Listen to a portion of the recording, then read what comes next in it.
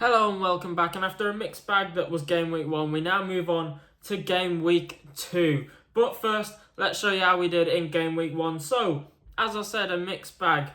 Kwanzaa was the biggest disappointment this game week, only getting 1 point after coming off at half-time because Slot wanted someone to win more. Jules Canate came on. He's now took a price drop, but we'll get on to that later when we show our game week 2 team. And Kunku also a little bit disappointed, went off before the 60-minute mark.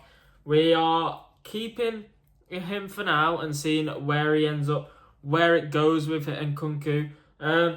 Eze and Henderson, Brentford just played well. They were away from home. I wasn't too confident on a clean sheet in game week 1. As for Eze, he's very unlucky to not get a fair few points in that game against Brentford. He should have done better. He had a goal wrongfully disallowed as well. As for Solanke, promising signs I saw against Leicester when I watched that game. He had plenty of chances, just wasn't finishing them, but maybe it's a lack of sharpness. But you could tell that he's going to get a lot of chances in this Tottenham team, and he will score them once he gets up to speed with the rest of the team. Other than that, I maybe didn't pick the right captain choice. Isak was the most obvious captain, I thought, if you didn't have Salah. But they had to get the red card. Fabian Schär went off early, which caused Newcastle to be a lot more reserved and sort of protect their 1-goal lead. Isak did, however, get the assist for Joe Linton's goal, meaning he did not blank, which is a positive. But potentially Saka was the better captain choice, getting 12 points. Could have been 24, which he was the second highest scorer behind Salah, I think, who ended up getting 14. Haaland is the best captain choice for game week 2. I think we'll get onto that in a minute though. Good signs against Chelsea, got his goal, looks fit, looks sharp, looks ready for the season ahead. As for the bench, not really much to shout about. I wasn't confident in Robinson against United away, Winks and Johnson. Johnson not playing was concerning a little bit for me, but he's 4 million, so we'll keep him in, not due a price drop like potentially Valentin Barco is, or any of those. But potentially looking at wildcarding him out when I do come to wildcard if he doesn't get into that Ipswich team. But that is game week 1. We finished on 58 points overall, which isn't bad. It was above the average of 57, so we're kind of in the middle ground. But it's room for improvement. We didn't build this team for game week 1. We built it for game week 2, 3, 4, 5, 6. So we're staying confident. We're staying strong in the team.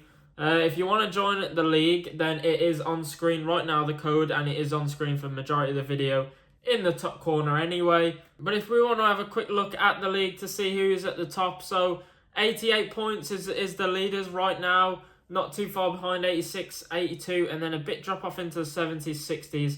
I am sitting 33rd on 58, but plenty more spots in the league. We've got just over 50 people in there at the minute. We can get some more. Make sure to subscribe to the channel, because if we hit 1,000 by the end of the season, then we're giving out some good prizes. So get in the league, subscribe to the channel, and have fun playing. But let's have a look at my Game Week 2 team. So here is the Game Week 2 team, and as you can see, triple captain has been activated for Haaland playing Ipswich at home. Potentially the best fixture of the season. That is just a single game week. Ipswich at home, we saw how many chances they gave up against Liverpool. You can only imagine that against the Man City team, they will be hurt a little bit more, especially with that man up front. I can't see a better, apart from maybe Southampton at home in game week 9, I think it is, or game week 7. I can't see another fixture that Haaland potentially suits the best than Ipswich at home. It's game week 2, it's good time to miss some lost points in game week 1, like not having Salah or Trent. It's a perfect time to get off the mark. If he scores 0 goals and blanks, then it's awful, but there's every chance he scores a hat-trick against Ipswich, and we all love him. So, transfer's been made. We have gone from Kwanzaa to Mazraoui. It was a little bit of a rushed transfer because I made the transfer on Monday, and he didn't get the price drop until Wednesday, I think. But I thought it looked like it was about 83% chance of the way there to a price drop. I just wanted to get him out, but I didn't really think of the replacement. Mazraoui was one of the most transferred in players. he played well against Fulham, although the fixtures coming up aren't great for Man United. I wish I would have probably gone with Ezri Konsa, who has better fixtures and is just a more reliable for minutes and stuff. Potentially Rico Lewis, but then I thought that was just replacing a problem with another problem. As soon as Kyle Walker backs, we don't know Rico Lewis's place in the team. But other than that, I'm liking the look of game week 2. A lot of home fixtures in this team. Henderson, Robinson, Gvardiol, Jota, Eze, Solanke, Haaland, all having home fixtures that are pretty good.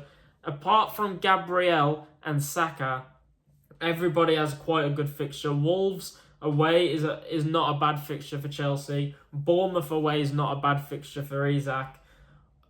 If Haaland didn't have Ipswich at home, after the way they performed against Brighton,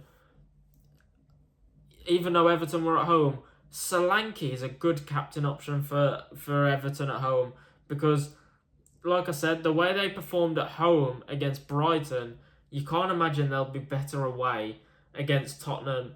And Tottenham created so many chances as well against Leicester. Solanke could be a good captain option, or if you've got a Son, I think that's definitely a differential captain. Everyone's going to be captaining Haaland this week. Everyone that's not captaining Haaland will be captaining Salah. But if you want that differential captain option, then I am looking at Solanke as a potential. Everton at home is a great fixture at the minute because of how badly they played against Brighton. And they could have lost 4-0. But, the last one was ruled out. I think it was for an offside. But yeah, I'm happy with the team. Triple captain is active for now. It's been active all week. I can't see myself changing it before the deadline. I want to take the punt. I want to take the risk on Haaland triple captain. It's a game for fun, innit? If it goes wrong, it goes wrong. But if it goes well, I'll be rewarded heavily for it. Especially with the amount of people also trying to triple captain. If I don't do it and he ends up hauling, then I'm falling behind a lot of Haaland owners. So I may as well just take the jump while I can and not fall behind if he ends up doing really well. So I'll take that jump. And if it doesn't go well, there's a lot of people in the same boat as me, so I don't fall behind as much anyway. So I think there's not as much risk playing him because of how many people are. It's not like you're the only person taking that risk. So I feel happy using the triple captain this week. As for points prediction on FF Hub, I'm pretty sure I'm predicted about 68 point something. So not bad. Nearly 70 points would take us just over 150, nearly 160. Oh, hi there. Today we're going to be talking about why maths are stupid. Which isn't bad for the first 2 game weeks.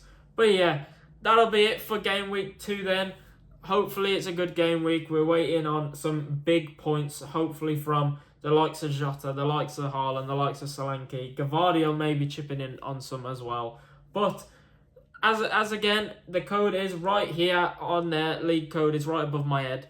To join the league, get involved, subscribe to this channel, like the video, and leave down in the comments what you think, what your strategy is, if you've made any transfers, if you're triple captain in this week or you're saving it, you don't even have Haaland at all. But yeah, hope you've enjoyed, and until next week, I'll see you later.